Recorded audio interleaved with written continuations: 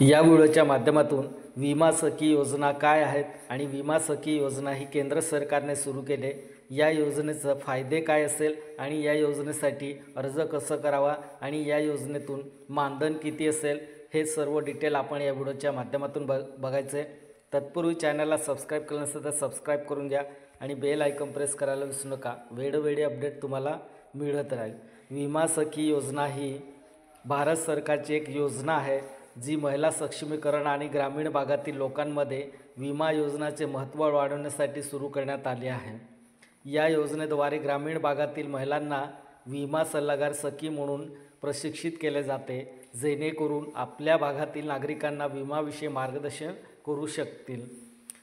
या योजनेचे प्रमुख उद्दिष्ट काय असेल तर बघा, या ठिकाणी प्रमुख उद्दिष्टे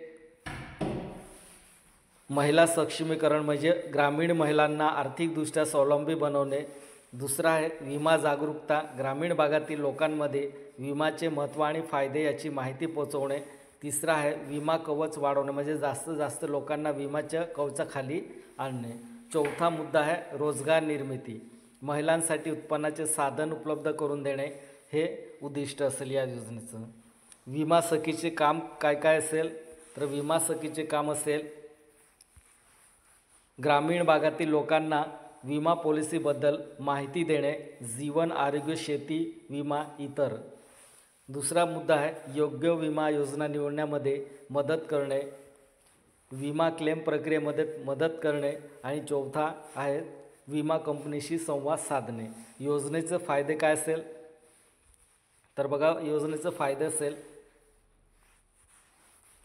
ग्रामीण भागातील महिलांना उत्पन्नाचा स्रोत मिळतो, विमा योजना अधिकाधिक लोकांपर्यंत पोहोचतात, कुटुंबांना आर्थिक सुरक्षा मिळते। ही योजना राष्ट्रीय आजीविका मिशन NRLM चा एक भाग आहे आणि महिला बचत गटाच्या मदतीने ही योजना राबवली जाते। आता विमा सखी योजनेसाठी तुम्हाला अर्ज करायचा असेल तर अर्ज कसे आपल्याला अप्लाय करायचं तीही प्रोसेस बघायचं आपल्याला, आणि विमा सखी योजनेमध्ये किती मानधन दिला जातो मंथली तेही आपल्याला बघायचे। चला तर आपण ॲप्लिकेशन कसे भरायचं, फॉर्म कसे भरायचं ते आपण बघू। विमा सखी योजना अंतर्गत फॉर्म भरताना खालील प्रक्रिया पाळावी लागते। या योजनेत सहभागी होण्यासाठी फॉर्म भरताना योग्य कागदपत्रे, पात्रता आणि मार्गदर्शनाची आवश्यकता असते। फॉर्म भरण्याची प्रक्रिया काय असेल तर बघा, फॉर्म भरण्याची प्रक्रिया आहेत स्थानिक राष्ट्रीय ग्रामीण आजीविका मिशन NRLM कार्यालयात जाऊन विमा सखी योजनेचा अर्ज फॉर्म मिळवायचा आहे।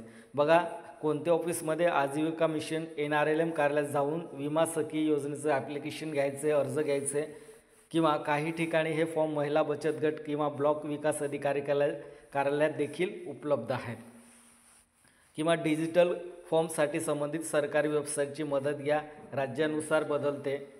आवश्यक कागदपत्रे कोणकोणते असेल तर बघा, विमा सखीसाठी आवश्यक कागदपत्रे असेल फॉर्म भरताना पुढील कागदपत्राची आवश्यकता असते: आधार कार्ड, पासपोर्ट साईज फोटो, शैक्षणिक पात्रतेचे प्रमाणपत्र, बचत गटाशी संबंधित कागदपत्रे, जर महिला बचत गटाशी जोडले असाल तर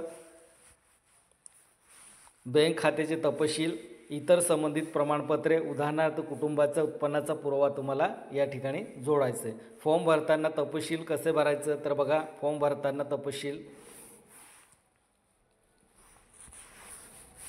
आपले व्यक्तिगत तपशील जसे की नाव, पत्ता, संपर्क क्रमांक, आपले शैक्षणिक पात्रता तपशील, बचत गटाचा SHG तपशील भरावा जर तुम्ही त्या गटाशी संलग्न असाल तर।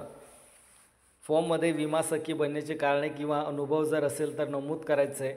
फॉर्म कुठे जमा करायचे, फॉर्म भरून कुठे जमा करायचे,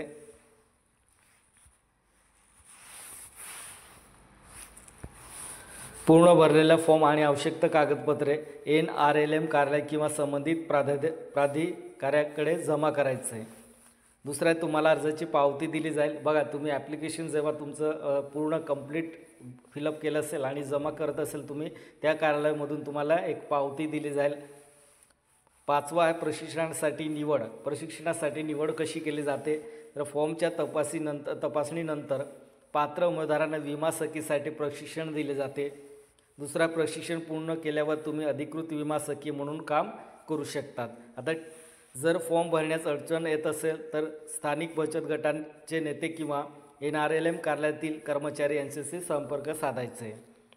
महत्त्वाचे घटक असेल, अर्ज प्रक्रिया तुमच्या राज्य सरकारच्या धोरणानुसार थोडी बदलू शकते, त्यामुळे स्थानिक स्तरावर तपशिलावर माहिती मिळवावी। काही राज्यात ही प्रक्रिया ऑनलाईन स्वरूपात देखील उपलब्ध आहेत। विमा सखीचे मानधन किती असेल तर बघा, विमा सखीचे मानधन असेल, विमा सखी मानधन हा दर विविध घटकावर अवलंबून असतो, जसे की राज्य सरकारने धोरण, विमा सखीच्या कामगिरीच्या दर्जा, विमा योजनाच्या संख्येवर मिळवणारे प्रोत्साहन इत्यादी असेल। मानधनाची रचना काय असेल तर बघा, मानधनाची रचना असेल, काही ठिकाणी विमा सखीची ठराविक मासिक मानधन दिले जाते, जे सामान्यतः 3000 ते 5000 पर्यंत असते। हे मानधन त्यांच्या कामकाजाच्या स्वरूपावर आणि राज्य सरकारच्या आर्थिक योजनांवर आधारित असते। प्रोत्साहन रक्कम इन्सेंटिव्ह किती असेल तर बघा, विमा